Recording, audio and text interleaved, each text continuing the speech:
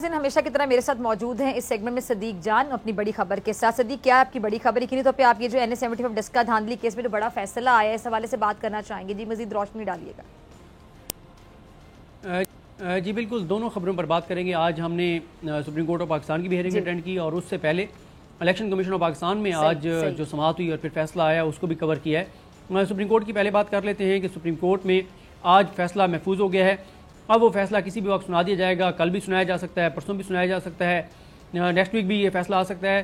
لگتا یہی ہے کہ 1 مارچ سے پہلے یہ فیصلہ آ جائے گا۔ اس کی ریزن یہ ہے کہ اس فیصلے کے بعد ہی الیکشن کمیشن آف پاکستان نے بیلٹ چھاپنے ہیں، تو اس لیے امید ہے کہ اگلے 3 سے 4 روز میں کسی بھی وقت یہ فیصلہ آ جائے گا۔ اور آج بھی چیف جسٹس پاکستان کے امپورٹنٹ ریمارکس تھے۔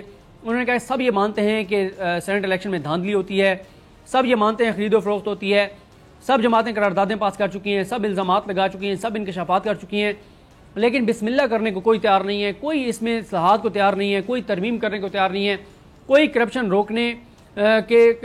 کا راستہ روکنے کے لیے اقدامات کرنے کو تیار نہیں ہے۔ ساتھ ہی آج سپریم کورٹ میں ایک بار پھر یہی ہوا کہ جو مین ثبوت ہے کہ کسی نے پیسے لے کے ووٹ ڈالا یا نہیں ڈالا وہ بیلٹ ہے۔ اگر بیلٹ ہی نہیں دیکھ سکتے تو پھر آپ چور کو کیسے جو ہے وہ پکڑ سکتے ہیں؟ آج سپریم کورٹ نے اس اعتراض کو تو مسترد کر دیا جو کہا جا رہا تھا کہ یہ ایک سیاسی نوعیت کا سوال ہے۔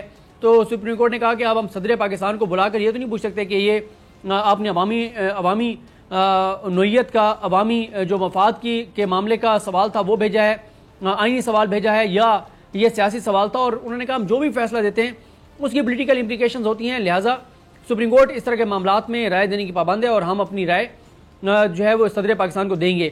اب یہ فیصلہ محفوظ ہو گیا ہے، دیکھتے ہیں یہ فیصلہ کب آتا ہے۔ دوسری طرف NS-75 بہت بڑا فیصلہ، بہت بڑا قدم، بہت بڑا ایکشن حیران کن طور پر الیکشن کمیشن آف پاکستان نے لیا۔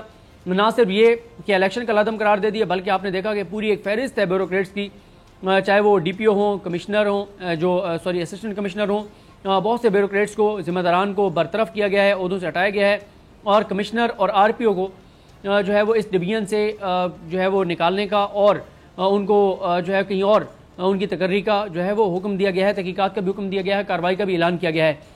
ساتھ ہی آج بیرسٹر علی ظفر پیش ہوئے تحریک انصاف کی جانب سے۔ انہوں نے عدالت کو یہ کہا کہ جو کچھ سلمان اکرم راجہ صاحب کہہ رہے ہیں یہ سنی سنائی باتیں ہیں، یہ الزامات ہیں، ان الزامات کی تحقیقات ہونی ہے۔ جب تک تحقیقات نہ ہو تب تک الیکشن کمیشن آف پاکستان کسی نتیجے پر نہیں پہنچ سکتا۔ انہوں نے کہا کہ یہ کہہ رہے ہیں کہ جو وہاں پر فائرنگ ہوتی رہی ہے، کس کو پتا کہ فائرنگ کرنے والے کون تھے؟ تحریک انصاف کے تھے، PMLN کے تھے۔ اور ساتھ ہی بیرسٹر علی ظفر صاحب نے کہا کہ یہ جب تک اس کی تحقیقات نہیں ہوتی ہیں، اگر آج الیکشن کمیشن آف پاکستان اس کا پورے حلقے کا الیکشن کا لازم کر دے گا، کل کو ہر امیدوار 8-10 جگہوں پہ فائرنگ کروائے گا، ویڈیوز بنا کے رکھ لے گا، الیکشن ہارے گا، ویڈیوز دکھا دے گا، کہے گا یہاں پہ تو بہت فائرنگ ہوئی ہے، بہت خوف راز تھا۔ دوسرا بیرسٹر جو علی ظفر صاحب ہے انہوں نے کہا کہ ان کی اپنی جو 2 درخواستیں ہیں، ان دونوں درخواستوں میں ایک 3/35 منٹ کی ہے، ایک 5/19 منٹ کی ہے۔ دونوں درخواستوں میں انہوں نے کہا ہوا ہے کہ ہمیں 337 پولنگ اسٹیشن کے رزلٹ کے اوپر کوئی اعتراض نہیں ہے۔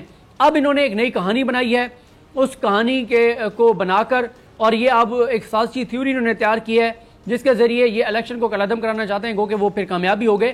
لیکن بیرسٹر علی ظفر صاحب کا یہ کہنا تھا کہ جب تک یہ اس کہانی جو انہوں نے بنائی ہے اس کے ثبوت فراہم نہیں کرتے تب تک یہ حقیقت کا روپ نہیں دھار سکتی۔ انہوں نے آج کہا کہ 3 موقع کے اوپر کہا جاتا ہے کہ سب سے زیادہ جھوٹ بولا جاتا ہے، ایک جب کوئی شکار کر کے آ رہا ہوتا ہے، ایک جنگ کے دوران، اور ایک جب کوئی الیکشن ہار جاتا ہے۔ تو انہوں نے کہا یہ سیاسی باتیں ہیں، یہ میڈیا کی باتیں ہیں، یہ ٹاک شوز کی باتیں ہیں جو سلمان اکرم راجہ صاحب یہاں پر کر رہے ہیں، جن کا حقیقت سے کوئی تعلق نہیں ہے۔ لیکن بیرسٹر علی ظفر صاحب کے دلائل الیکشن کمیشن نے نہیں مانے، تو ہی نون لیگ کے حق میں یہ فیصلہ ہوا ہے۔ اب تحریک انصاف اس فیصلے کو سپریم کورٹ آف پاکستان میں چیلنج کرنے جا رہی ہے۔ سپریم کورٹ اس حوالے سے اس کیس کو سن کر فیصلہ کرے گی، لیکن دوسری طرف 18 مارچ کو اب پولنگ کا اعلان کر دیا گیا ہے۔ آپ ایک بار پھر دیکھیں گے کہ ڈسکا ہی فوکس رہے گا، گہما گہمی رہے گی، اور ساتھ ہی اگلے چند روز میں آپ دیکھیں گی کہ بڑے بڑے جو فیصلے ہیں اور وہ آنے ہیں، جیسے سپریم کورٹ آف پاکستان کا فیصلہ آئندہ کی سیاست کا تعین کرے گا۔ اور آج نون لیگ کی جانب سے جو فتح کا اعلان کیا گیا ہے، جو جشن منایا جا رہا ہے کہ دھاندلی جو ہے وہ ثابت ہو گئی ہے، اور جو ہے وہ ہمارا بیانیہ درست ثابت ہوا ہے، گو کہ آج کے الیکشن کا 2018 کے الیکشن سے کوئی موازنہ نہیں ہو سکتا۔ اور یہ بھی ہم نے دیکھا کہ فوج کے نہ ہونے کی وجہ سے 2 جانیں چلی گئیں، الیکشن پرامن نہیں ہوا، وہاں پہ وہاں پر جو کچھ ہوا، وہاں فائرنگ ہوئی، بدامنی ہوئی، یہ ساری چیزیں اس وجہ سے تھیں کیونکہ فوج اس الیکشن میں نہیں تھی، اور یہ پولیس ہی یہ الیکشن की सिक्योरिटी के फ़राइज़ सर अंजाम दे रही थी।